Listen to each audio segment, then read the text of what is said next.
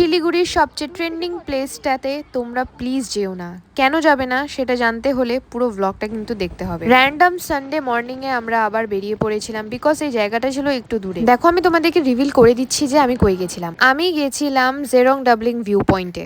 কিন্তু তার আগে আমরা যে রাস্তাটা দিয়ে গিয়েছিলাম সেখানে অনেকগুলো ভিজিটিং পয়েন্ট আছে, সেগুলো তোমাদের সাথে আমি শেয়ার করব। হয়তো এই ভিডিওর মধ্যে তোমাদেরকে সেই প্লেসটা আমি দেখাতে পারবো না, বাট আমি তোমাদেরকে ইনস্ট্রাকশন দিয়ে দিতে পারবো যে তোমরা কোন কোন দিকে গেলে বেটার হবে। ফার্স্টে তোমরা এই জায়গাটার একটু আবহাওয়াটা একটু এনজয় করে নাও।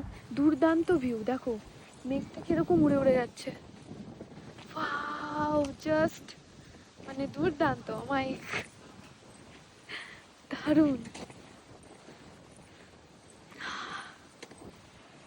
ওই দেখো মেঘ, দেখো কিভাবে উড়ে উড়ে যাচ্ছে।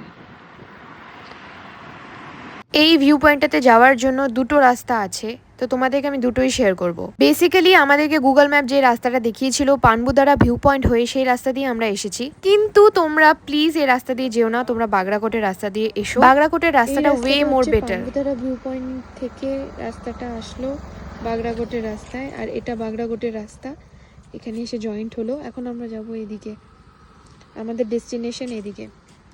দেখো মেঘ উড়ে উড়ে যাচ্ছে, এদিকে রৌদ্রু। লিটারালি এই রাস্তাটা ছিল খুবই ফাঁকা,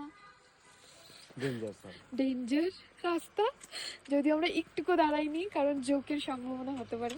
ওয়েদারটা জাস্ট অমাইক পেয়েছি আমি, বাট পানবুদারা ভিউ পয়েন্টে কোনো রকম ভিউ ছিল না, পুরোটাই মেঘে ঢাকা ছিল, যার জন্য তোমাদের সাথে আমি কিচ্ছু শেয়ার করিনি। যদিও পানবুদারা ভিউ পয়েন্টের ব্লগ আমার চ্যানেলে অলরেডি আগে থেকে পোস্ট করা আছে। আমরা যেই রাস্তা দিয়ে এসেছি সেখানে দুটো ভিউ পয়েন্ট আমরা এক্সট্রা পেয়েছি। ফার্স্ট পানবুদারা ভিউ পয়েন্ট, দেন লোলেগাঁও ভিউ পয়েন্ট। তো এই লোলেগাঁও ভিউ পয়েন্টে ঢোকার জন্য আমরা 20 টাকা চার্জ পে করেছি টিকিটের পার হেড।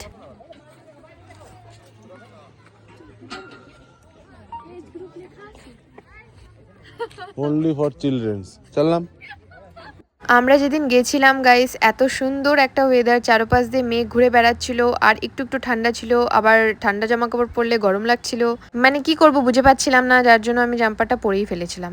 তো এখানে ওখানে ছুটোছুটি করে বেশ গরম লাগছিল, আর আমি একটু জোকের বেশি ভয় পাই, তার জন্য একটু পরপরই আমি চেক করছিলাম যে আমাকে জোকে ধরলো নাকি, because I have a bad experience about it. তো একটা ট্রি হাউস দেখতে পেলাম, ফাইনালি ট্রি হাউসটা ফাঁকা হয়েছিল, যার জন্য আমি উঠে পড়েছিলাম কয়েকটা ফটো তোলার জন্য।